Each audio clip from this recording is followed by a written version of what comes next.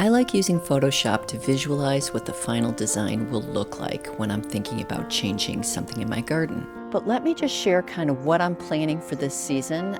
I ended up with 4 stitches. I'll be moving them as soon as I can get back out into the garden. This spring, I'm determined to renovate this back garden and to do it on a budget.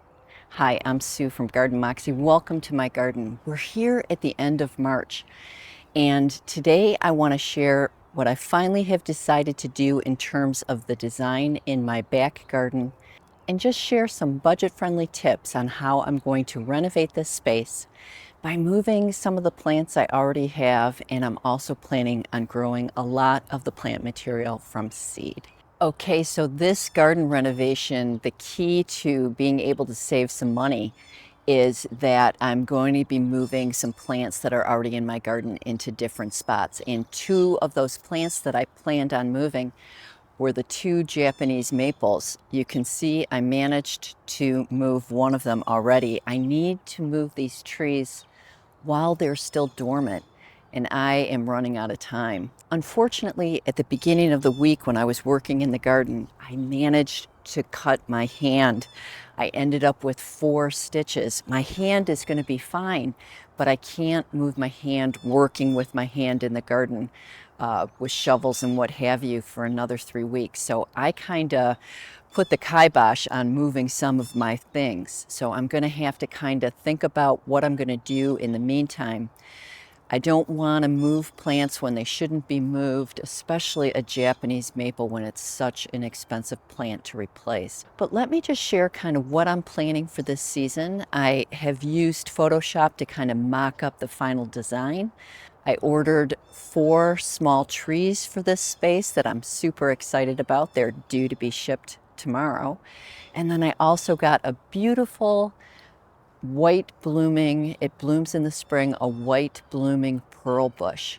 I saw this on one of my friend's Instagram pages. His name is Brad, and Brad has a great YouTube channel. I'll be sure to leave a link in the description below. So I've got planned a blue and a white color scheme, focusing mostly on white blooming flowers. These garden borders, for the most part, are part shade. I do have a couple areas in the garden that are full sun or could be qualified as full sun for the growing conditions.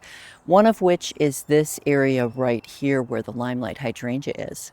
I'm planning on removing the limelight hydrangeas, at least the 2 from this main border, and I'll be moving them someplace else in the garden. I have decided, despite whether it's the right time to move them or not, I should be moving them when they're dormant. With the hand injury, I'll be moving them as soon as I can get back out into the garden. So I did move one of the Japanese maples to this position over here on the other side of the gate. And I did get a chance to dig up the white lilac that was here. It'll be moved to a different spot in the garden because it doesn't get enough sunshine in this back area. But this is going to be the perfect spot for my Japanese maple. So I did decide to purchase from fastgrowingtrees.com 4 of the Cornus Kousa, the white flowering dogwood tree. You can see a picture here on their website. So it gets these white brackets, these white flowers, and then in the autumn, the foliage is a nice red color. And as a reminder, Garden Moxie is not sponsored. I don't do sponsored or promotional posts. These are plants that I decided on my own to purchase. This plant is deer and disease resistant. The mature height is 15 to 25 feet tall and 25 feet wide, and it grows in partial shade. I think this tree will be perfect for my garden. I like using Photoshop to visualize what the final design will look like when I'm thinking about changing something in my garden. So I went to the fastgrowingtrees.com website and cut out the white flowering dogwood, and then inserted it into photographs that I had of the back garden. This helps me to visualize what it's going to look like when it's mature. And I also did the same thing with the Japanese maple, trying to see what the Japanese maple will look like when I place it in the same position that I have the Viburnum.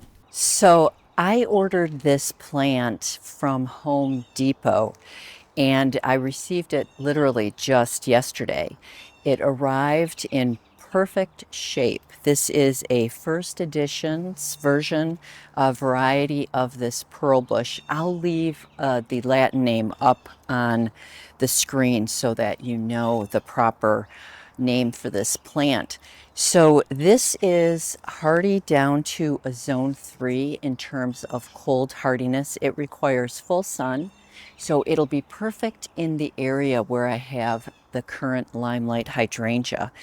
And this gets about 4 to 5 feet tall and about 3 to 4 feet wide. So it's going to be a great addition to the back of this border. It's deer resistant and also drought tolerant. So it also gets these beautiful white blooms in the springtime.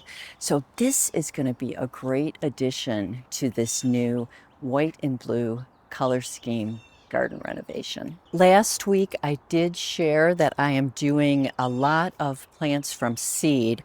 I won't repeat all of that, but I'm happy to report though that again these seeds here are starting to germinate and it'll be perfect timing. So I typically use the middle to the end of May as my last frost date. So I'm excited that the plants are growing, the plants that I'm planning on adding to the garden from seed. And I've got some white blooming tobacco plants. I've got some white blooming and blue woodruff plants that we're going to be adding to the garden, as well as some white blooming larkspur. All right, so I do want to talk a little bit about some of the overall plans here. So I am going to move and remove from these borders the limelight hydrangeas. These will be located someplace else. The borders that I have on that side of the garden are each filled with 2 large Annabelle hydrangeas. And so the plan is that 2 of those are going to be moved over to the corners on each side of this arbor. So this will be an area that has an Annabelle on each side here. The limelights will go away. The arborvitae is likely going to be moved. And then I'm going to be adding on the end here on these corners will be a white blooming dogwood, and each of the 4 borders are going to have that more towards the third part, like the end third of these borders, and it'll be symmetrical inside of each of the 4 boxwood squares. While I've got these stakes up out of the ground, I thought I would give you a close-up. I had a local welder make these for me, and they hold the Annabelle hydrangeas up perfectly during the garden season. All right, so let me show you what we've got here. I don't want to step too much on the soil, but this is the stake that I had made. It goes into the ground by about a foot. It's, right now completely lifted out of the ground, and it's got these little pads here so that I can use my boot to push them into the soil. The plan is to take a grinder and remove this. When I first had these made, I thought I would need them to be taller, but I don't. So this is about 3 feet tall, and then it's got this great, it's almost like a huge peony stake. And while the plant is growing, I make sure that I support the limbs inside of here, and it works so well. For the most part, the Annabelles are supported and stay really up straight for the whole blooming season.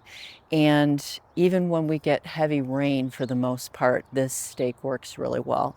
So I have had some questions about that. I just wanted to show you, since I removed it from the ground, what it looks like. So this area of the garden here in front of the hornbeam hedge is another place where I plan on moving some of the existing plant material in the garden around. Right now in this area, I've got this gorgeous viburnum, and my plan is to move this viburnum into one of the existing 4 borders and replace it with with the other Japanese maple that I have in the back border.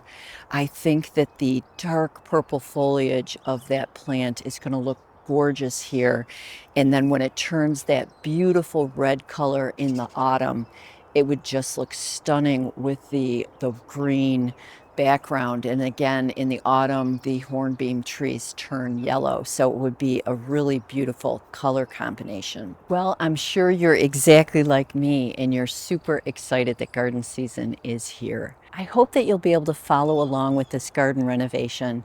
And I'd love to hear if you're planning any renovations yourself and what kind of renovation plans you might have for your garden this season.